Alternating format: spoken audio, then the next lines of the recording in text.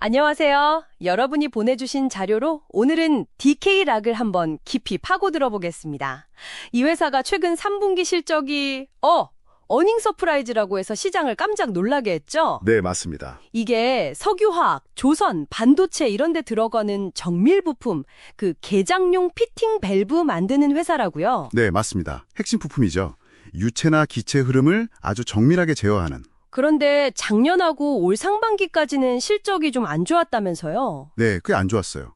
특히 2분기에는 적자까지 기록했었죠. 그랬는데 3분기에 갑자기 역대 최대 분기 실적이라니 이게 어떻게 된 일이죠? 오늘 그 얘기를 좀 자세히 해봐야겠어요. 이 반전 그리고 이게 계속될 수 있을지? 네, 그게 오늘 분석의 핵심입니다. 이 극적인 턴어라운드의 배경에는 영업 레버리지 효과라는 게 숨어 있습니다. 아, 영업 레버리죠. 그게 매출이 늘면 이익은 더 크게 확 늘어나는 뭐 그런 거 맞죠? 정확합니다. 이 피팅 밸브 산업이 설비 투자나 여러 인증 유지하는데 고정비가 꽤 많이 들거든요. 그런데 3분기에 매출이 전년 대비 무려 52%나 폭증했어요. 와, 52%나요? 네. 그러면서 이 고정비 부담을 넘어서는 그 임계점, 이걸 돌파한 겁니다. 아하, 그 문턱을 넘어선 거군요. 그렇죠. 그러니까 그 전분기 영업이익률이 마이너스 1.7%였는데 이번엔 무려 17.9%까지 그냥 수직 상승을 한 거죠. 이야, 엄청나네요. 네. 여기서 이제 중요한 포인트는 이 구조 때문에 앞으로 매출이 조금만 더 늘어도 이익은 훨씬 더 크게 뛸 수 있다는 거예요. 아, 물론 반대로 매출이 좀 꺾이면 이익이 확 줄어들 수도 있는 약간 양날의 검 같은 특성도 있고요. 이익 변동성이 클 수 있다는 점이죠. 그렇군요. 고정비가 높으니까 그게 좋게 작용할 때도 있고 나쁘게 작용할 수도 있고 실적 변동성이 좀 크겠네요. 그러면 앞으로 이 회사가 계속 성장하려면 그 동력은 어디서 찾아야 할까요? 자료 보니까 몇 가지 요인이 있는 것 같던데요. 네. 디케일하게 지금 상황이 좀 흥미로운 게요. 보통은 한두 개 산업 사이클에 영향을 받는데 지금은 여러 분야, 그러니까 조선, 에너지, 그리고 반도체 같은 첨단 산업 분야나 동시에 좋아질 가능성이 좀 보인다는 겁니다. 오, 그런 동시호황은 흔치 않은데? 그렇죠. 첫 번째는 조선업 호황하고 마스카 프로젝트입니다. 마스카요? 네, 그 미국의 조선업 재건 프로젝트인데요. 디케일락이 이미 국내 대형 조선사들에는 핵심 공급사거든요. 네네. 근데 이 마스카 프로젝트가 본격화되면 미국 쪽 물량이 확 늘어날 수 있다는 거죠. 이게 미국 안에서 선박 건조를 늘리려는 거라 부품 수요가 많이 필요할 테니까요. 아, 미국 내수 시장을 공략할 기회가 열리는 거군요. 네. 그리고 이미 미국 선급 인증이라고 미국 관련 프로젝트에 납품하려면 거의 필수적인 인증인데 이것도 확보를 해놨어요. 준비는 되어 있네요. 그럼 두 번째 동력은 뭔가요? 두 번째는 전통 에너지, 그러니까 석유나 가스 쪽 투자가 다시 살아나고 있다는 거예요.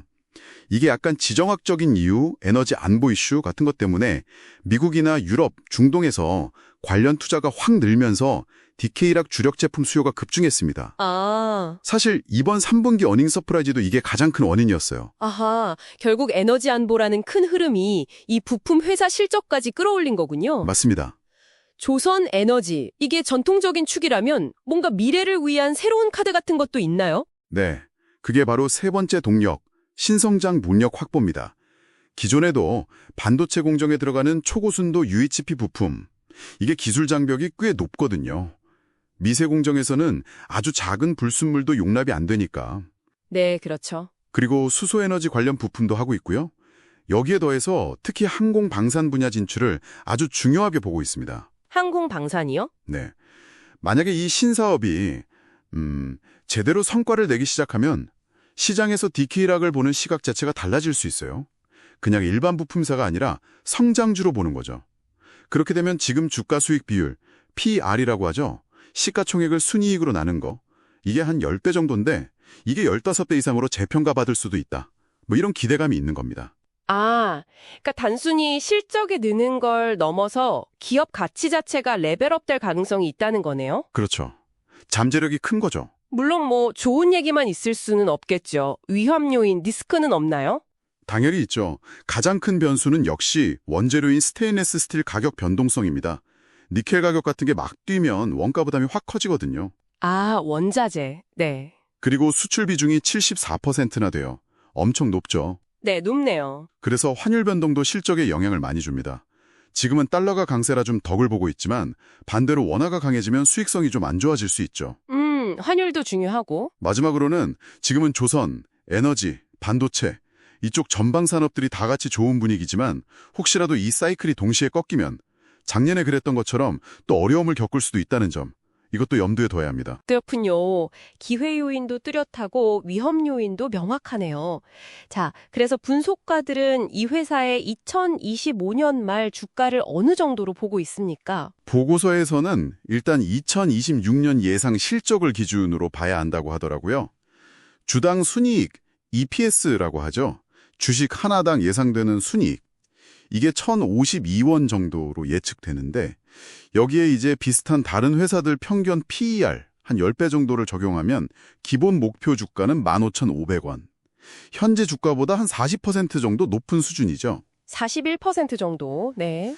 그런데 만약에 아까 말한 항공 방산 같은 신사업 기대감이 좀 더 붙어서 PER을 한 12배까지 쳐준다. 그럼 18,300원. 거의 66% 상승 여력이 있다는 예측도 합니다. 와, 신사업이 잘 되느냐 마느냐에 따라서 상승폭이 꽤 차이가 나네요. 네, 그만큼 중요하게 보는 거죠. 근데 단기적으로는 좀 주가가 많이 올랐다고 조정 가능성도 있다고 하던데요. 맞아요. 최근에 좀 급등해서 기술적으로는 약간 과열 신호가 있다는 분석이에요. 그래서 조정 가능성도 좀 열어둬야 한다. 뭐 이런 얘기죠. 예상 저점으로는 한 9,750원. 현재 주가에서 한 11% 정도 빠질 수도 있다는 거고요. 그래서 전략을 보면 새로 사려는 분들은 조금 조정을 기다리는 게 어떻겠냐. 그리고 이미 갖고 계신 분들은 장기적인 성장성을 보고 좀 더 보유하는 게 어떻겠냐. 뭐 이런 권고를 하고 있더라고요. 네, 알겠습니다. 그러니까 단기 변동성은 좀 주의하되 큰 그림, 장기 성장성을 봐야 한다는 말씀이시군요. 오늘 디케이락 분석을 해보니까요. 한 기업의 실적 변화 뒤에는 단순히 그 회사만의 문제가 아니라 사업 구조의 특징도 있고 거시적인 산업 흐름, 심지어 지정학적인 요신까지 아주 복합적으로 얽혀 있다는 걸 다시 한번 느꼈습니다. 특히 에너지 안보 같은 그런 큰 이야기가 이 작은 부품 회사 실적에 직접적으로 연결되는 과정을 보니까 참 흥미롭네요. 맞습니다. 그래서 단순히 분기 실적 숫자만 딱 보고 판단할 게 아니라 그 뒤에 숨어있는 구조적인 변화라던가 앞으로 어떤 성장 동력이 있는지 이런 걸 읽어내는 게 중요하다고 생각합니다. 디케이라 사례는 그런 면에서 전통산업 기반의 기업이 이렇게 급변하는 환경 속에서 어떻게 새로운 기회를 찾아 나가는지 보여주는 뭐랄까 좋은 참고 사례가 될 수 있을 것 같습니다. 네, 오늘 분석은 여기까지 정리하겠습니다.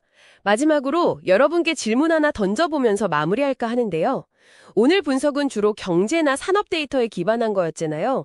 그런데 만약에 정말 예상치 못한 지정학적 사건이 터진다면 어떨까요? 예를 들어서 특정 지역 분쟁이 갑자기 심화된다거나 아니면 미중 관계가 확 바뀐다거나 이런 일이 생긴다면 디케이락의 3대 성장 동력, 그러니까 조선, MISG, 에너지, 그리고 첨단항공, 방산, 이 각각에 어떤 예상 밖의 영향이 있을 수 있을지 한번 생각해 보시는 것도 재미있을 것 같습니다.